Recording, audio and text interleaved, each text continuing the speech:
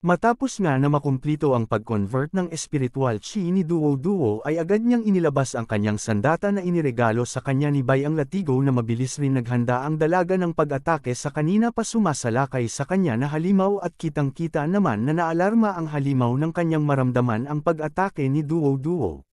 Nang tuluyan ng tumama ang latigo sa katawan ng demonyong halimaw ay walang hirap na nahati-hati ito na hindi sukat akalain ni Duo Duo na gayon lamang niya kadali matatalo ang malaking halimaw na ito. Binanggit niya rin na tama lang na hindi masyadong tumagal gayong sa katunayan ay kung tumagal pa ito ng kaunti tiyak ko na ang aking espiritual na kapangyarihan ay hindi sapat. Dagdag pa niya na dapat kong ipahayag ang aking pasasalamat kay Senior Sister Manman sa pagtuturo sa akin ng diskarteng ito bago ako umalis. Ito ay isang hindi kapani-paniwalang banal na kapangyarihan na hindi kumonsumo ng espiritual na enerhiya kaya talagang kahanga-hanga ang paraan na ito. Gayong bago pala umalis sila sa Qingluan Peak ay may ibinigay sa kanya si Manman at ibinili nito kay Duo Duo na sa oras na ito habang nakikipagsapalaran ka sa mundo ng demonyo. Walang alinlangan na haharapin mo ang maraming mga hamon ngunit ang divine sense na ito na tinatawag na Kiman ay isang banal na kapangyarihan na nilinang. Dalhin ito sa iyo at tandaan na masigasig na magsanay. At maligaya na tinanggap ng dalaga ang regalo na iyon sa kanya ni Manman kahit na hindi pa alam kung gaano ito kapaki-pakinabang. Muli nagsalita si Manman para sa ilang paalala na ang banal na kapangyarihang ito ay konektado sa pagnanakaw ng paglikha ng langit at lupa. Hindi madali para sa mga walang malaking swerte dahil maaari silang magdusa ng masama nitong side effect kaya huwag gamitin ito ng walang ingat. Bukod pa mahigpit na ibinili ni Manman kay Duo Duo na gamitin lamang ito ng isa sa bawat 10 araw na agad sumagot si Duo Duo upang sabihin na tatandaan niya ang lahat ng paalala na iyon. Balik sa kasalukuyan, nakangiti na binabanggit ni Duo Duo na ito ang kauna-unahang pagkakataon na ginamit ko ito tila ay maswerte ako.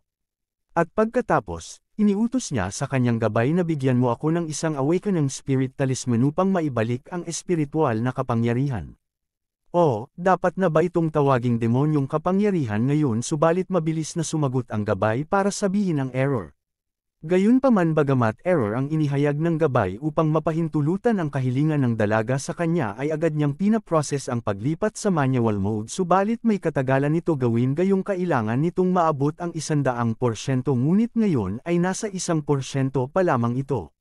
Na siyang ikinabahala niya dahil kung ganito ito na hindi na ito gumagana at kung ang isa pang lizard ay dumating sa oras na ito panigurado ay tapos na ako. At sa kasamaang palad lingid sa kaalaman ni Duo Duo ay may isa na namang demon lizard na aatake sa kanyang likuran ngunit hindi niya ito napapansin gayong ang kanyang buong atensyon ay nasa kanyang gabay.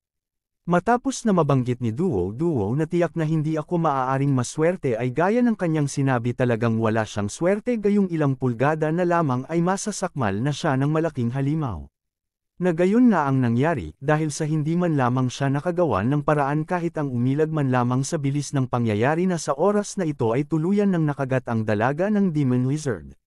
Gayunpaman, sa tulong ng Kiman gayong gumagana pa rin ito hanggang sa mga oras na ito ay napunta sa ibang lugar ang katawan ni Duo Duo bukod sa kanyang damit na naiwan. Agad rin naman na naramdaman ng lizard na biglang nawala ang katawan ng kanyang kinagat habang sa view deck ng isang gusali ay doon. Nalipat ang katawan ni Nolan Duo Duo. At sa pangyayaring ito ay nakaramdam si Duo Duo ng matinding kaba dahil sa talagang kamuntikan na raw iyon. Hindi rin siya makapaniwala na paano nababaligtad ang universo na hinayla lang ako ngayon tila ang aking swerte ay talagang masama. Dagdag pa niya na masama ito dahil ang mga demon monster sa mundong ito ay sobrang malupit at nais na lumunin talaga nila ang kanilang biktima. Habang ang kanyang gabay ay binanggit ang manual mode switching progress ay nasa 2.03% pa lang. Sa isip-isip pa niya dahil sa nagamit niya ng 2 beses ang Kiman na ayon sa paalala ni Manman ay pwede lamang itong gamitin sa loob ng 10 araw kaya laking tanong niya na kung walang masamang magiging epekto ito. Gayunpaman pilit niya itinatatak sa kanyang isip na hindi gayong talaga daw na maswerte siyang tao ngunit lingid naman sa kanyang kaalaman ay natuklasan na siya muli ng demon lizard. Nalabis ikinabigla ng dalaga kasabay naman ito ay may bigla dumating na nilalang sa hindi kalayuan. Ito si Sheikah Angel mula sa lugar na kung tawagin ay Shoha. At tungkol naman sa kanyang kasalukuyang lakas ay nasa upper rank demon kick. Nang kanyang masaksihan ang ginagawang pakikipaglaban ni Duo sa Demon Lizard, sinabi ni Shoha Angel na kasama dumating ako dito upang tulungan ka, ngunit kailangan mong maghintay ng ilang sandali. Sabay binanggit rin niya na sana daw ay pagpalain siya nawa ng kanyang Panginoon. Muli bumalik kay Miss Nolan na kung saan sa tulong ng Zuan Yin Absolute Skin ay nagagawa niyang makaiwas sa tiyak na kapahamakan sa mabangis na halimaw. Pero sa totoo lang ang form na ito ay hindi maaaring mapanatili ng gayon katagal, dahil dito hiniling na niya sa kanyang gabay na bigyan mo ako ng isang Spirit Awakening Talisman. Ngunit ang manual switch mode ay kasalukuyan pa rin ginagawa na nasa 2.66% pa lamang, kaya pansamantala hindi maari ang maglabas ng anumang kagamitan. At nang malaman ni Duo ang sobrang bagal na pag-usad nito ay inis niyang sinabi na hindi pwedeng ganyan at madaliin na nito ang kanyang ginagawa. Hanggang sa kamuntikan na naman siyang masakmal ng halimaw na mabuti na lang at ang kanyang pakpak lamang ang siyang nakagat nito. Nang sabihan ni Duo ang Demon Lizard na ang masyadong matakos sa pagkain ay makakasama lamang ito sa iyong sarili. Ngunit hindi naman niya maunawaan, gayong sa halip na sumalakay ay tumangala ang halimaw habang mapapansin ang namumuong apoy sa liig nito, at hindi rin nagtagal ay nakabuo talaga ang halimaw ng fireball sa kanyang bibig. Na siya nito planong gamitin na pang-atake, ngunit gayunpaman bago pa nito tuluyan masaktan muli si Duo ay biglaang lumabas ang puppet ni Bai na agad gumawa ng mabilisang pag-atake. At nang tumama na nga ang pag-atake ng puppet ay hindi na makita ang malaking halimaw, gayong naganap ang napakalakas na pagsabog kung saan siya nakatayo. Tuwang-tuwa si Duo nang kanyang makita ang kanyang Little Master Bai, at gayong nawala na ang matinding banta sa buhay ng dalaga. Binanggit ng puppet na ang automatic defense ay deactivate na. At mabilis itong bumalik sa inventory ni Duo, subalit hindi naman makapaniwala ang dalaga nang tuluyan ng mawala ang usok sa pwesto ng halimaw ay tumambad sa kanyang harapan ang nahating Demon Lizard. Matapos naman na mapaslang ang halimaw ay lumapit na si Sheikah Angel na siyang bahagya ipinagtaka ni Duo, gayong marahil inaakala niya na may dumating na naman na kailangan niyang harapin. Hindi naman gayon ang nangyari, dahil sa agad na tinanong ni Sheikah Angel kung hindi raw ba nasaktan si Duo, at ang itinawag rin nito kay Duo ay isang kasama. Gayong sinabi ni Sheikah Angel na kapanalig ay nais linawin ni Duo kung siya raw ba ang tinatawag nitong. Sinabihan ni Sheikah si Miss Nolan na matapang kang nakipaglaban at nasaksihan ko ang iyong kabayanihan na kilos na talunin ang dragon puppet na iyon. Hindi mo may kakaila na talagang kasamahan ka ng Shoha. Tungkol naman sa pagpaslang sa halimaw, ipinaliwanag ni Miss Nolan na sa katunayan ang halimaw na kanyang napatay ngayon lang ay di talaga siya ang tumapos dito, at tinanong na rin niya na kung ano ba ang ibig sabihin ng Shoha Companion. Ayon kay Sheikah Angel, ang sinumang tumutulong sa Shoha na labanan ang mga taong GS, lahat sila ay maituturing na kasama na ni Shoha. Binanggit rin niya na ang isa sa aming fellow family member ay pinatay ng dragon puppet na iyong pinatay, kaya kahit ano pa man ang iyong dahilan, salamat sa paghihiganti sa amin. Gayon din hindi lamang yun, dahil mayroon din tayong parehong mga pakpak na lilang, siguro marahil ang ating mga ninuno ay mula sa parehong tribo. Napatawa na lamang si Miss Duo matapos niyang marinig ang buong salaysay ni Sheikah, at sinabi niya rin na kung gayon ay nakagawa pala ako ng isang magandang bagay. Ngunit sa kanyang isip ay laking katanungan niya na bakit ang katutubong babaeng ito ay sabik na mag-claim sa akin, sana dapat ay magkaroon siya ng ilang ulterior motive. Nagsalita muli si Miss Nolan na may paggalang at gumawa na rin siya ng isang kwento na ako ay mula sa labas ng bayan at napadpad ako sa lugar na ito hanggang sa maligaw dito. At tinanong niya na rin si Sheikah na kung mayroon bang kalapit na lungsod kung saan pwede ko na mahanap ang aking paraan upang makabalik. At sa kanyang isip naman ay sinasabi niya na mas mahusay na hanapin muna ang aking master, dahil ang lugar na ito ay mukhang nasa pinakamalalim, ngunit may little master dito kaya hindi na ako medyo natatakot. Seryoso na tumugon si Sheikah dahil sa paghahanap ni Duo ng isang lungsod na malapit, at sinabihan niya si Miss Nolan na dadalhin kita sa kapitolyo ni Shoha ng Shoha City. Agad rin nagpaabot ng pasasalamat si Duo sa pag-aabala nitong tulungan siya, at pagkatapos pabulong niya muli sinambit na paano dumating ang katutubong babaeng ito na masyadong uneasy o yung masyadong informal. Bago umalis ang dalawa ay nagpakilala muna si Sheikah Angel kay Nolan Duo, gayon din naman si Miss Nolan nagpakilala na rin siya. Binanggit niya kay Sheikah na tinatawag ako na The Great Sage equal to Heaven. Ngunit sa halip na gamitin niya ang kanyang pangalang last name na Nolan ay pinalitan niya ito ng Son kaya ang alam ni Sheikah ay ang pangalan niya ay Son Duo Duo. Tungkol naman sa kung bakit niya ito ginawa ay para lamang daw sa pag-iingat gayong ang mundong ito ay ibang-iba sa kanyang kinagisnan. Makalipas ang ilang oras, sa mga oras na ito ay nakarating na ang dalawa sa lungsod ng Shoha. Nagsalita si Sheikah, binanggit niya na Son Duo Duo. Ito ang bagong lungsod ng Shoha at kung pupunta ka pa doon ay iyon na ang central area. At sumagot lang si Miss Nolan ng okay upang malaman naman ni Sheikah na kanyang nauunawaan ang mga sinasabi nito. Gayong binanggit na ni Sheikah Angel na ito na ang Shoha City ay di naman akalain ni Nolan na ito pala ay nakatayo sa loob ng tunnel kaya tila parang kailangan pa niyang magtagal dito sa lungsod na nasa malalim na bayan. Maya-maya pa habang ang dalawa ay lumalakad sakto paglabas ng isang batang lalaki ay nakita niya ang dalawa na tinatawag niya si Sheikah sa pangalang Angel na ayon naman dito kay Sheikah ang bata na ito ay si Aisha. Agad na tinanong ng batang si Aisha si Sheikah kung nakita na raw ba nito ang kanyang ama at ina.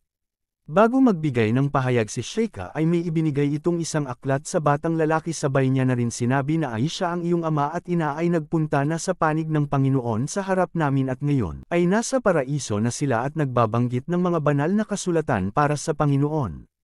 Hiniling din nila sa akin na ibigay ko ito kay Aisha ang aklat na ito at sabihin ko daw sa iyo Aisha na huwag ka nang mag-alala at naway pagpalain ka ng Panginoon ng Shoha at gayong hindi direkta na sinabi ni Sheikah Angel sa bata na wala na talaga ang kanyang mga magulang ay labis ito nagpasalamat kay Sheikah sa maganda nito sinabi na ang kanyang mga magulang ay nasa pangangalaga na ng kanilang Panginoon. Hindi na rin naman nagtagal ang dalawa at umalis na rin sila matapos mabigay ni Sheikah ang aklat na para sa batang si Aisha. Base naman sa binanggit ni Sheikah ay nais linawin ni Miss Nolan dito na kung talaga bang wala na ba ang magulang ng bata na mabilis sumagot si Sheikah na oo. Sinabi niya na rin na ang mga puppeteer sa likod ng mga tutang dragon ay isang pangkat ng mga cold-blooded at malupit na parang mga hayop at ang mga salarin dito ay ang buong angkan ng GS clan na kahit kailan ay hinding-hindi ko sila mapapatawad. Naputol naman ang kanilang pag-uusap dahil sa pagdating ng isang kasamahan ni Sheikah upang ipaalam sa kanya na ang dragon puppeteer raw ay nagising na dahil rin dito ay sinabi na ni Sheikah na magandang balita ito gayon din ay sinabi niya sa lalaki na ituro sa kanya kung nasaan ba ang sinasabi nitong dragon puppeteer. Bago umalis inalok niya si Nolan Duo Duo na kung nais rin daw ba nito sumama sa kanya para puntahan ang kanilang bihag upang sa gayon makita rin ito kung anong klaseng nilalang ang kanilang kalaban na sumang-ayon na lang din si Miss Nolan gayong wala pa rin naman siya kakilala sa lugar na ito bukod dito kay Sheikah Angel. Ang mga sumunod mula sa pagbukas ng pinto ay tumambad sa kanila ang isang demon na tinatawag nilang dragon puppeteer na sugatan at nakagapos na mapapansin rin na hirap na ito sa kanyang kasalukuyang kalagayan. Direkta na kaagad tinanong ni Sheikah ang palkong demon na sagutin mo ako, ilang mga koponan ang dumating sa oras na ito, at ano ang inyong misyon. Subalit naging mayabang Perrin ang bayabas sa pagtugon nito dahil bago magsalita ay tumawa muna ito upang galitin si Sheikah at kanyang binanggit na ang isang bungkus ng mababa at mabalahibo na hayop ay naglalaro ng mga laro sa digmaan dito sabay tanong rin kay Sheikah na alam mo ba kung ano ang ginagawa mo. Dahil sa kanyang kayabangan sumagot, hindi na nakapagtimpi si Sheikah gayong malakas niya itong sinapak. At pagkatapos seryoso niya na sinabi sa hangal na kung nais mong mabuhay mas mainam na sagutin ang aking katanungan dahil sa totoo lang ay limitado lamang ang aking pasensya. Subalit hirap talaga makakuha ng impormasyon si Sheikah gayong sa halip sagutin ang kanyang tanong ay binanggit nitong palko na hindi mahalaga ang aking buhay dahil isa raw siyang noble warrior ng GS clan. At para sa kapakanan ng Holy War, hindi na mahalaga ang buhay at gayong tinanong mo ako tungkol sa aking misyon. Ang aking misyon ay upang itaboy ka sa labas ng aming ipinangakong lupain maghintay ka lang. Dagdag pa ng hangal na ang kaluwalhatian ng Diyos ng digmaan ay malapit nang bumaba hula ko na wala sa inyo ang makatatakas. At sa oras na maganap iyon lahat kayo panigurado ay mamamatay walang kahit sino ang makaliligtas dahil nararapat lamang kayo ay mamatay. At dahil sa masyado nang nagyayabang ang palko hindi na nagtanong pa si Sheikah bagkus naghanda na siyang upukan ang mayabang na demonyo. Na siyang dahilan ng mabilisan niyang pagkapaslang, humingi naman ng paumanhin si Sheikah kay Nolan Duo Duo dahil sa nasaksihan itong maruming bagay na gawain at tumugon naman ang dalaga na okay lang naman ito sa kanya. Matapos masabi iyon ni Nolan ay inihayag na ni Sheikah na tulad ng nakikita mo, malapit ng harapin ni Shoha. Ang isang malaking labanan na hindi ka maaaring magsayang ng ilang sandali. Sinabi niya rin kay Nolan na paano kung manatili ka na muna dito sa lungsod kung okay lamang naman sa iyo dahil maaari kang manatili sa aking lugar. Bagamat labis ang pasalamat ng dalaga sa magandang alok na iyon ni Sheikah subalit sa kanyang kaisipan ay kanyang binanggit na Master Bai sa aking palagay ay nahaharap ako sa isang malaking gulo. Habang naghahanda ang mga taga-Lower Realm sa nagbabadyang panganib sa kanila ay nalipat muna ang kaganapan dito sa ibabaw, sa Fulan Island na kung saan makikita mula sa malayo ang maitim na usok. Ngunit kung titingnan mo lang rito sa malapitan ay makikitang may matinding nangyayari mula sa loob nito. At narinig sa buong lugar ang malakas na pagsigaw na sinasabing susuko ka ba o hindi, at kung magsusumiti ka ba o hindi. Gayong ang nagsasalita pala na ito ay walang iba kung hindi si Xiaoliu dahil sa lugar na ito siya ng Fulan Island bumagsak mula sa mundo ng mga tao. Na sa mga puntong ito ay kasalukuyang kinakalaban ng isang lahi ng demonyo. Kitang-kita rin ang pagkainis nito base pa lamang sa reaksyon ng kanyang mukha at ang pagkagat nito sa kanyang kalaban. Maya-maya pa ay napatigil si Xiaoliu gayong may naramdaman siyang kakaibang nangyayari sa kanyang enerhiya dahil sa punto pala ito ay natapos na ang kanyang gabay sa pag-convert ng kanyang espiritual na kapangyarihan. Subalit binaliwala na lamang niya ito bagkus ipinagpatuloy niya lang ang pagtanong sa kanyang kalaban kung may plano raw ba itong sumuko o wala. Hanggang sa ilang sandali pa ay tuluyan ng hindi kinaya ng kanyang kalaban ang kabrutalan ni Xiaoliu dahil sa halos ubusin na niya ang kasuotan ng kanyang kinakalaban na wala na ring nagawa kung hindi ang umiyak na lang ang isang maliit na nilalang. At habang umiiyak ang kanyang kalaban ay sabay niya ito tinanong kung kumbinsido ka na ba. Ngunit kasabay rin ito ay may naramdaman si Xiaoliu na paparating sa lugar na kanilang kinatatayuan.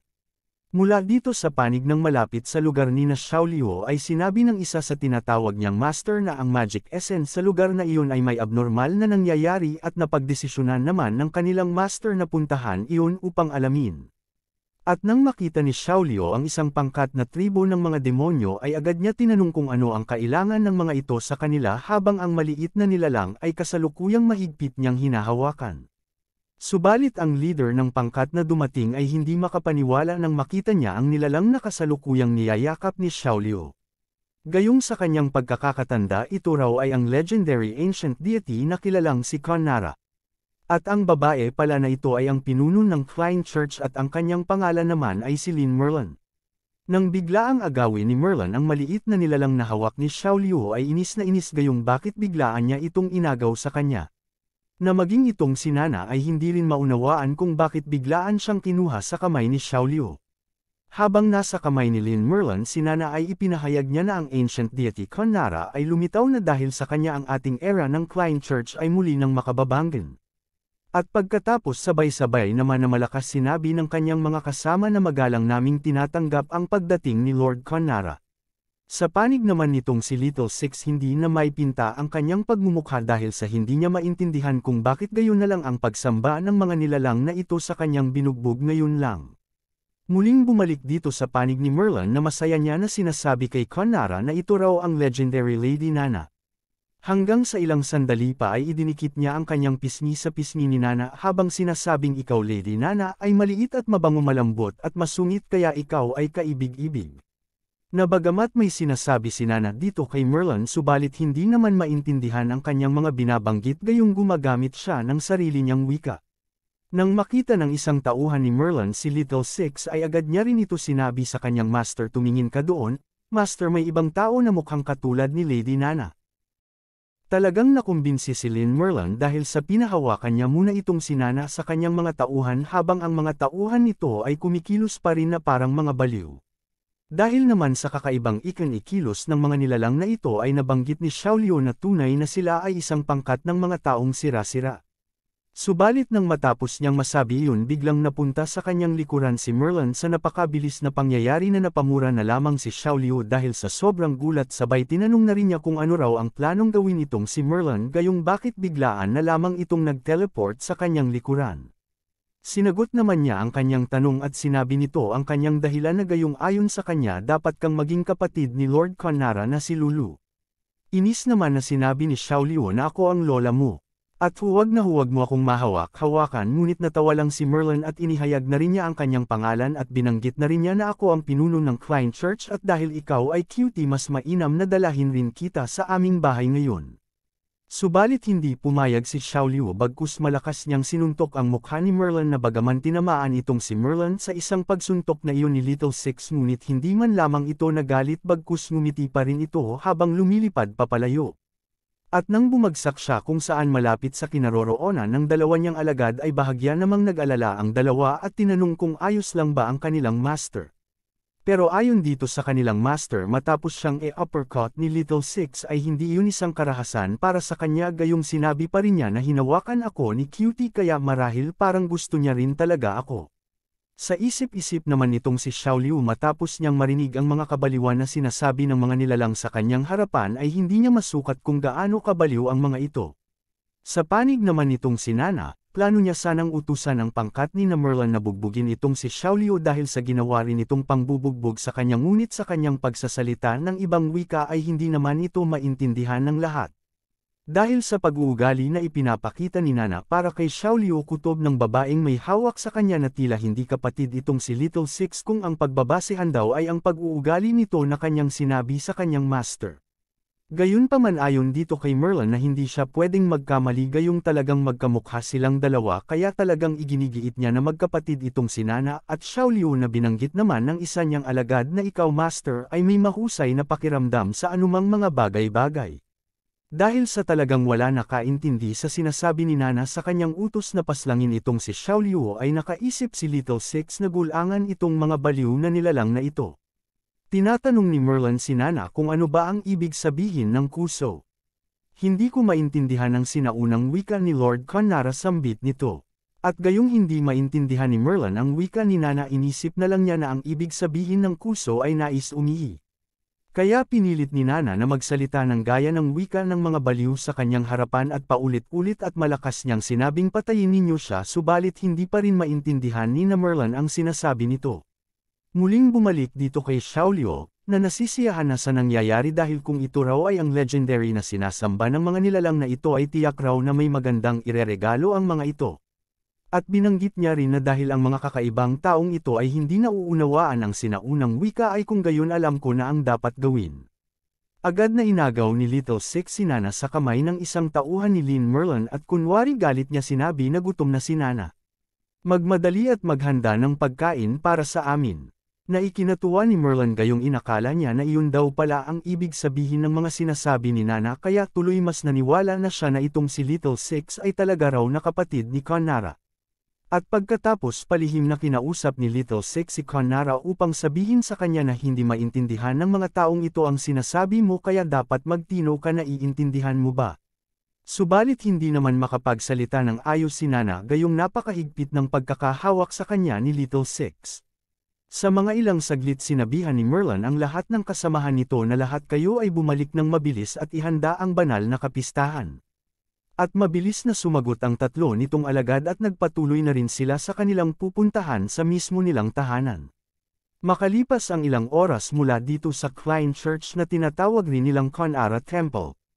Na kung saan naman ay kasalukuyan ng naririto na silang lahat kasama si Conara at Xiaoliu na habang nagkukumahog ang lahat ng disciple ni Merlin sinabihan niya na si Xiaoliu na maghintay ng isang sandali dahil ang banal na kapistahan ay magiging handa na sa lalong madaling panahon. Sumagot naman si Little Six at kanyang sinabi dito kay Merlin na hindi ko inaasahan ang tinatawag mo na templo ay nasa loob ng isang yungib. Talagang medyo kakaiba kayong lahat. Subalit kahit na may panunuya ang mga salitang binitawan ni Little Six ay naging magiliw pa rin si Merlin na ang kanyang itinawag naman dito kay Little Six ay si Lulu.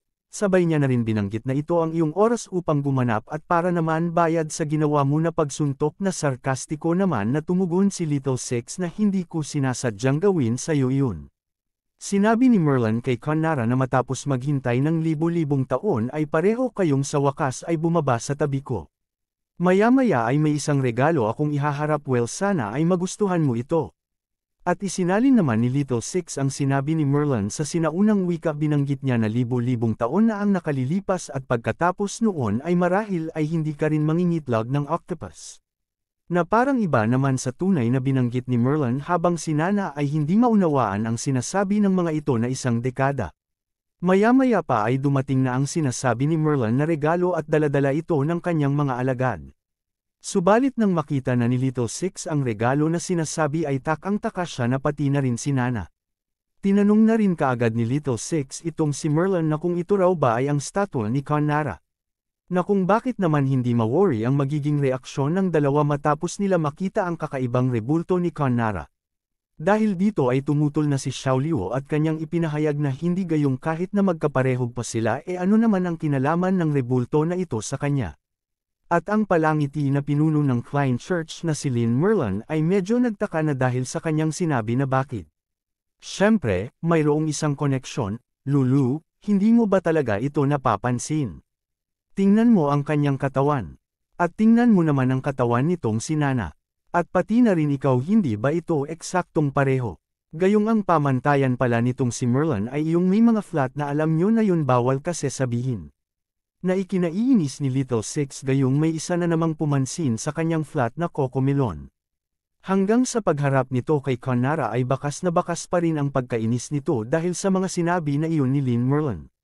Gayunpaman, kinausap ni Little Six si Conara sinabihan niya ito na sa aking palagay ay mas mahusay na manatili ako sa iyo at para ikaw ay aking mabantayan. Dahil tila naawa na si Little Six kay Nana sa mga oras na ito subalit di naman maunawaan ni Conara kung ano ba ang plano sa kanya ni Little Six. Nang makita ni Lynn Merlin kung paano pakitunguhan si Nana ay masaya niyang binanggit na ang relasyon sa pagitan ni na Lady Nana at Lord Lulu ay talagang maganda. Ngunit sa kanyang pagsasalita ay naramdaman niya naman ang sakit dulot ng pagsuntok sa kanya ni Xiaoliu. Sa mga ilang sandali pa dumating ang isa sa kanyang alagad at iniulat nito kay Merlin na ang Divine Wealth ay preparado na.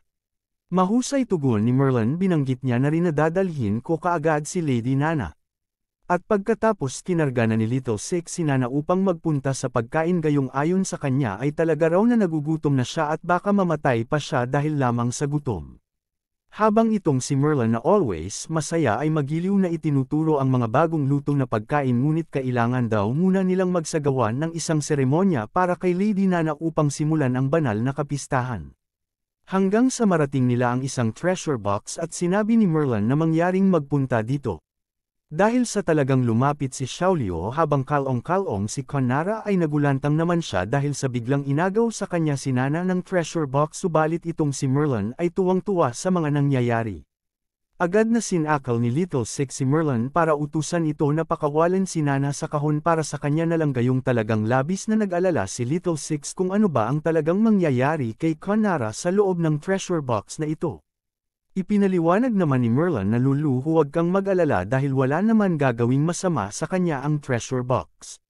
At hindi nga nagtagal sa ilang saglit lamang ay inilabas muli ng kahon si Conara subalit ngayon ay nakasuot na ito ng damit. Kaya naman itinigil na ni Little Six ang pagsakal niya kay Merlin gayong totoo nga na wala naman nangyari dito kay Nana kasabay rin ito ay sinabi na ni Merlin na o diba okay lamang siya. Habang itong si Conara naman ay tila inaalam pero niya kung ano ba ang talagang nangyari sa kanya dahil sa bakit binigyan siya ng damit. At nang kanyang mapagtanto, ay sinikap niyang tumawa na rin upang iparating sa lahat na kanyang nagustuhan ang kasuotan na ito. Hanggang sa tuluyan ng maging maligaya si Conara ipinakita niya sa lahat ang kanyang masayang reaksyon. Dahil sa kanyang ginawang iyon ay labis ang kaligayahan ng mga taga-church at sabay-sabay nilang isinisigaw ang salitang Lady Nana habang itong si Xiaoliu naman ay gulong-gulo ang isip dahil sa biglaang pagbabago ng pag-uugali nitong si Conara. Bakas na bakas rin sa pagmumukha ni Nana ang tuwa dahil sa ginagawang pagsamba sa kanya ni Lynn Merlin pati na rin ang lahat ng alagad nito kasabay nito inihayag na ni Merlin na malapit nang magsimula ang banal na kapistahan at patuloy na maglaro ng musika gayon din ay patuloy na sumayaw at pagkatapos ay kumain na rin tayo. Tinawag ng isang scholar si Merlin. Agad naman niya itong tinanong kung ano ang kailangan nito at inilabas ng scholar ang isang aklat. Sinabi na rin nito na Master, tulad ng nakasaad sa Book of Evilsea dahil sa si Lord Conara ay bumaba na marahil ay handa na tayong isagawa ang plano na iyon anumang oras. Dagdag pa ng scholar na ang kanyan mula sa Descension Division ay ganap na handa, naghihintay para sa iyong utos, Master. Sumagot si Merlin sinabi niya naman na matapos ang Grand Feast na ito, lalabas tayo upang maikalat ang ebanghelyo sa mundo. Tugon ng scholar si Lady Nana ay tunay na kaibig-ibig kaya kanya raw itong nauunawaan. Habang pinapakitunguhan ni Xiaoliu ang grupo ng mga parang sira-sira, mabilis na nalipat ang eksena dito sa lugar ng disyerto. At ang lugar na ito ay ang hangganan ng Holy Demon Empire Experiment Field No. 404. Mula pa din sa lugar na ito ng malawak na disyerto ay dito rin matatagpuan ang mga Red Rock Giant Sandworm na siyang pangunahing pinagkukunan ng kayamanan sa lahat ng mga ngaso sa lugar na ito. Matapos nga na lumabas sa ilalim ng makapal na buhangin ang isang giant sandworm ay agaran itong sinalakay ng isang robot. At walang hirap din niya itong napaslang sa napakabilis niyang pag-atake. At nang tuluyan na niyang napaslang ang Red Giant Sandworm ay naglabas ito ng Magic Crystal at ayon naman dito sa pumaslang sa Sandworm ito raw ay pang-30 na nila base sa kanyang bilang. At nang ito ay kanyang masalo gamit ang tali subalit tumama ang crystal sa isa niyang kasamang makina dahil naman sa hindi sinasadya na pangyayaring ito ay agad niyang sinabi sa kanyang kasamahan na Miss. Ito na ang 30 higanteng sandworm na pinatay namin. Hindi ba dapat lamang na mayroon na tayong sapat na mga magic crystals ngayon? Ito si Duog, isang senior magical puppet pilot ng Imperial Loma Research Institute at isa rin itong first-class devil. Idinagdag niya sa kanyang sinabi na 5 araw kaming nakikipaglaban ng hindi nagre-resupply. Sa aking pagtansya na bagamat ang magical puppet ay hindi pa bumagsak ngunit nakatagpo na kami ng mga ilang issue. Matapos naman niyang banggitin iyon ay agad siyang nilapitan ng isa rin niyang kasamahan upang pigilan ang pagsasalita nito ng mga walang kabuluhan. Ito si Kate, Senior Magical Puppet Pilot ng Imperial Loma Research Institute at isa ring first-class devil. Ipinaliwanag niya naman na ngayon ang militar ay nag-iiba na ng mga mapagkukunan sa mga airship at magic prison warheads at alam mo ba na ang 3 major plan ay halos malapit ng maging 2 major plan na lamang. Dahil nga sa ang kanilang institute ay napag-iiwanan na ng nangungunang airship at nitong magic prison warheads. Dagdag pa niya na kung hindi tayo magsusumikap upang makabuo ng mga maayos at magandang mga resulta sa lalong madaling panahon kung mangyari iyon ang ating magical puppet warrior plan ay magiging pang-display na lang. Binanggit naman nitong kanilang captain na ayos lang, gayong ayon sa kanya ay malapit na raw nilang matapatan ang kanilang kakompetensya. Sabay niya rin sinabihan si Duog na kailangan pa nilang matiis muna sa ngayon na agad sumagot si Duog ng pagsang-ayon habang itong si Kate ay nais naman niyang malaman kung totoo raw ba talaga o hindi ang sinasabi nitong kanilang babaeng kapitan. Ito si Rokoko, ang siyang namumuno sa proyekto ng Magical Puppet ng Imperial Loma Research Institute at isa rin itong first-class devil. Inihayag niya sa dalawa nitong kasama na si Duog at Kate na hanggat maaari nating matagumpay na mapatunayan ang kahusayan ng pag-convert ng enerhiya ng magic crystal sa oras na ito ay magagawa na nitong patunayan ang praktikal na halaga sa labanan ng ating mga magical puppet. Dagdag pa niya na syempre, ang pagsubok sa limitasyon ng power supply na ito ay isang proseso din ng pagpapatunay. Kaya kailangan pa raw nilang magtiis dito ng ilang araw bago bumalik. Gayon din ay kanyang binanggit na sa panahong iyon, ang militar ay mahusay na nagbibigay sa atin ng sapat na mga mapagkukunan upang madaig ang huling spell barrier at sumagot na lang si Duog ng pagsang-ayon. Nang napansin naman ni Duog sa GPS ng kanyang magical puppet ang isang nilalang na nadetect nito tinawag niya si Rokoko at binigkas na mayroong isang bagay na nais kong iulat. At kanya na rin sinabi na malalim na kami sa lugar. Ngunit bukod sa mga higanteng rock sandworm na aming natagpuan kanina ngunit hindi kami nakatagpo ng anumang iba pang mga mahiwagang nilalang. Kaya naman takang-taka siya kung ano ba ang nilalang na nakikita niya sa kanyang monitor. Ayon naman dito kay Kate sa katunayan daw ay talagang kakaiba ito. Gayong ang lugar na tinatawag nilang Zone 404 ay dito lamang daw ginagawa ang pag-experiment na larangan bukod pa ay isang kilalang-kilala rin ito sa tawag na Death Zone ng Imperyo. Sigurado na dahil ito ay napinsala ng hindi mabilang na makapangyarihang mga nilalang na nakagugulo sa Sand Sea. At kapag ang mga bagay ay sumalungat sa pamantayan, dapat mayroong isang bagay na supernatural. Itinuturo ni Duog kay Rokoko ang lugar na kanilang tinutukoy kung saan ang mga ipu-ipong buhangin ay mabangis na ginugulo ang lugar subalit dito nila nakikita gamit ang mapa na may isang nilalang sa pinakagitna nito. Sinabihan rin ni Duog ang kanilang kapitan na si Rokoko na Miss, baka hindi dapat tayo marahil lumalim sa ngayon. Habang itong si Kate naman ay takang-taka pa rin sa kakaibang nangyayari. At dahil sa nagdadalawang isip na si Duog napasukan pa ang malalim na bahagi ng Sansi kaya't napilitan na si Rokoko na sabihin na ang totoo. Gayong sa katunayan raw ang kanilang project na ito kung walang magiging magandang resulta ay tuluyan ng mabubuwag sa darating na kalahating taon. Bukod pa dyan ay kanya na inubos ang lahat ng kanyang kayamanan sa proyektong ito kaya dapat walang sino man ang babalik dahil dapat magkaroon daw sila ng magandang resulta bago isipin ang pagbalik. Dagdag pa niya na huwag ninyo kalimutan ang ating pagsubok na layunin sa oras na ito ay upang manghuli ng mga Desert Lord at ang makapangyarihang Emperor Worm. Ayon naman sa nakalap na impormasyon ng pugad ay 5 kilometro sa ating harapan sinabi niya rin sa dalawa na ang isa lamang na Red Giant Sandworm ay hindi dapat ninyo alalahanin. Gayon din ang tagumpay o pagkabigo ay nakasalalay sa kanilang gagawing ito gayon pa man sinabihan niya ang dalawa na hindi ko kayo pipilitin na pilitin ang inyong sarili na sumama sa akin at agad na tumalikod si Rokoko kina Duog at Kate. Subalit nangamba naman ang dalawa kung gagawin nila ang pag-atras gayong mag-iisa ang kanilang captain na pasukan ang delikadong lugar. Kinalaunan nga ay wala ring nagawa ang dalawa kung hindi ang samahan ng kanilang captain upang pasukin ang gitnang bahagi ng sand simula naman dito sa kanilang unahan ay nakita nila ang isang Red Giant Sandworm at iniutos ni Rokoko Killdog at Kate na hulihin nila ito at sabay naman binanggit ng dalawa na nagtitiwala kami sa iyo miss. Ang visibility dito ay masyadong mababa, kaya huwag masyadong lumayo at magpatuloy ng may pag-iingat na sabay muli sumagot ang dalawa ng pagsang-ayon. Sa mga ilang sandali pa sa patuloy na kanilang paglakad ay may nakita si Kate na isang giant ayon sa kanyang sinabi sa kanilang leader. Agad naman sinabihan ni Rokoko si Kate na huwag magpanik gayong isa lamang itong mirage subalit kailangan raw muna nilang magtago sa ngayon. Gayong ang kanilang pala natagpuan sa gitnang bahagi ng Sand Sea ay si Miss Violet dahil sa dito sa lugar na ito siya bumagsak mula sa kanilang kalat-kalat na landing point. Tungkol naman sa kung bakit sinasabi ni Kate na isang giant ay dahil sa ang avatar puppet ni Bai sa ngayon ay nagpalit anyo sa malaking form nito upang matulungan si Miss Violet na mailabas sa mabangis na sandstorm na kanilang kinaroroonan sa mga oras na ito. Habang nakasakay si Miss Violet sa balikat ng avatar puppet ni Bai pilit niyang inilalakas ang kanyang boses upang sabihin kung mayroon bang kahit sinong nilalang sa malapit. Ngunit kahit alam na ng tatlo na may nilalang dito sa kanilang pag-iingat ay hindi sila sumagot sa kabila ng malakas na pagsigaw ni Miss Violet. At habang ginagawa naman niya ang malakas niyang pagsigaw ay hindi naman sinasadyang tumama sa kanyang mukha ang makapal na buhangin. At siyang dahilan kung bakit halos malunok niya ang maraming buhangin sanhirin ng kanyang pagkasamid.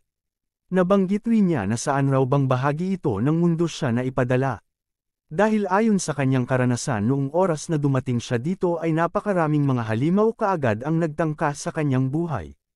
Bagaman sinubukan niyang labanan ang mga ito ngunit sa kasamaang palad ayon sa kanya ay hindi naman niya magamit ang kanyang magical power sa lugar na ito. Gayunpaman, sa kabutihang palad, nagawang magapi ng kanyang kasamang puppet ang lahat ng halimaw ngunit ngayon ay nakulong sila sa desyerto at hindi makahanap ng isang paraan upang makaalis. Binanggit niya rin pagod na pagod ako sa mga sandworm na ito. Kahit na sinubukan kong matulog pero ang aking mga sungay ay tinutusok ang aking unan talagang ang aking buhay ay tunay na napakahirap. Gayunpaman mabuti na lamang raw at ang kanyang kapangyarihan ay bumalik na sa ngayon. Naiiyak niya rin sinabi na ito ba talaga ang kaharian ng demonyo at hindi isang uri ng impyerno.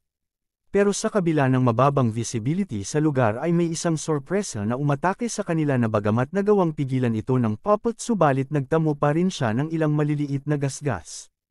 Ayon naman dito sa unang nagpaputok ng kanyan na si Kate na bagaman ginamit niya na ang 120 mm magic beam cannon pero lumalabas pa rin na hindi nito nagawang mapinsala ang puppet ni Bai na siyang gabay naman nitong si Miss Violet.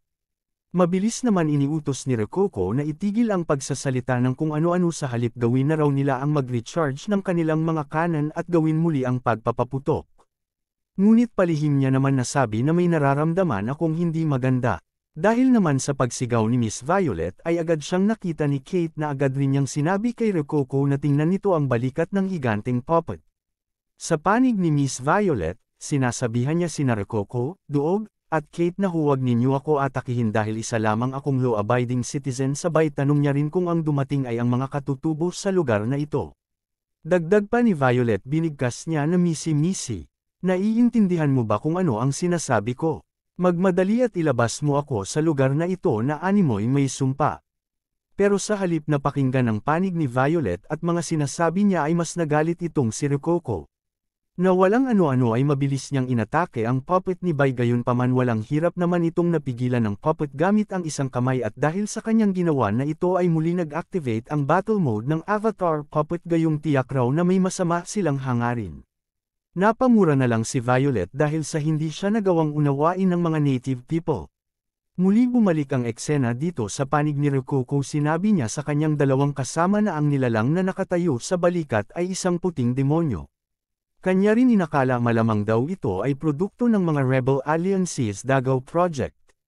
At ang kanyang kalasag ay hindi raw kaya ng kanilang 120 mm cannon, kaya iniutos muna niya kay Doog at Kate na lumaban muna gamit ang close combat upang sa gayon ay magkaroon siya ng oras para makapaghanda at mabilis rin sumang-ayon ang dalawa.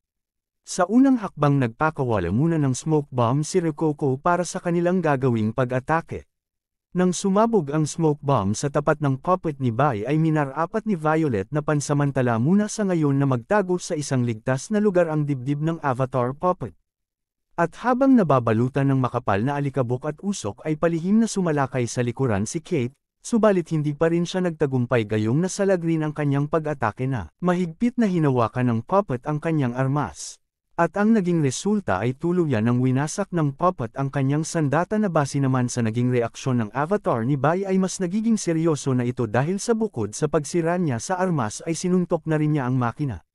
Hindi rin nagtagal ay sumugod na rin si Doug matapos niyang masaksihan ang sinapit ng kanyang sister. Pero mabilis rin naman nakapaghanda ang puppet ni Bai, agad ito nag-imbak ng enerhiya sa kanyang kamay. Nang umatake si Doug ay umilag ng kaunti ang avatar puppet, pumwesto ito sa gilid sabay inatake ang isang balikat ng makina. Kaya bandang huli ay tuluyan ang natalo ang dalawang tagasunod ni Rococo, na ngayon ay napaupo na ng kanyang masaksihan ang kagimbal-gimbal na sinapit ng dalawa niyang kasamahan. At nang lumapit na sa kanya ang puppet ay takot niyang sinasabing masyado kang malakas. Imposible ito na ikaw ay nagmula talaga sa Rebel Alliance Dagaw.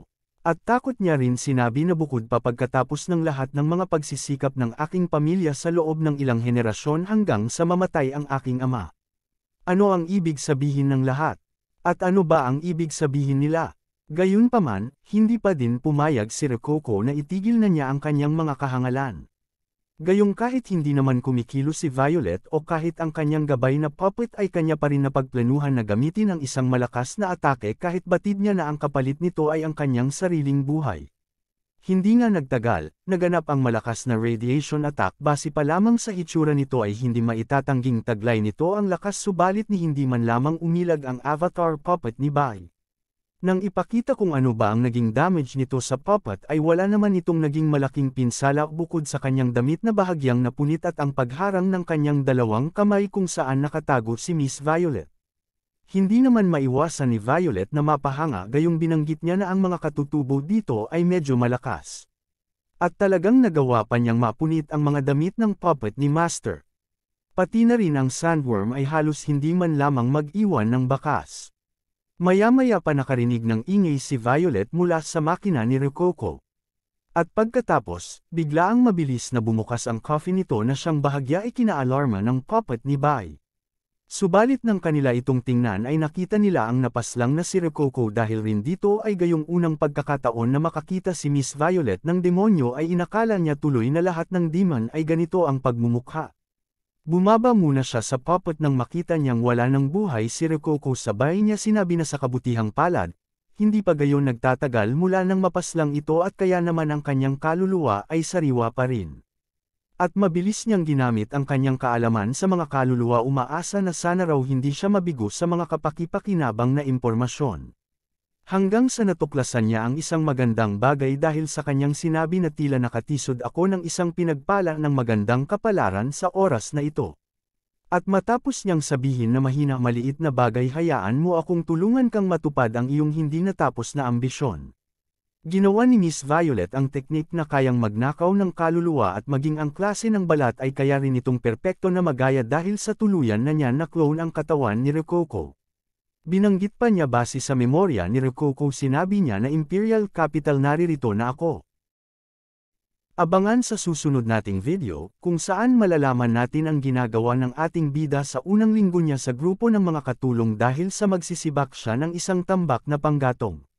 Sasakyan ang moving stone material, mamimingwit ng maraming isda, bubugbugin ang mga alagang hayop, at susunugin ang ilang mga bahay na siyang magiging parang bangungot ni Su Fang na maging sa kanyang pagtulog at paggising ay hindi mawala sa kanyang isip ang mga kalokohan ng ating bida. Hindi rin magugustuhan ang ginagawa ng pagtambay ni Bai sa kanya mismong tahanan. Sa inis ni Su Fang ay uutusan niya na si Bai na magsuot na rin ng uniform ng mga maid.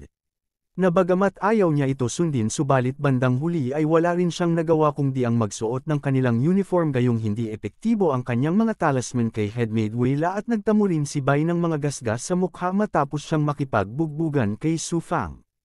At sa susunod rin nating video ay tutulungan ni Bai ang kanyang kauna-unahang naging kaibigan sa mundong ito na si David dahil sa tinamo nitong matinding pinsala ng dahil daw sa pag-ibig. At alamin rin natin kung ano ba ang pinaplano ng babaeng ito sa ating bida dahil sa kanyang ginawang panloloko upang madala si Bai sa kabilang bundok, kung saan naman ay ikatutuwa ng nilalang na ito dahil raw sa nagawa nilang malinlang si Bai.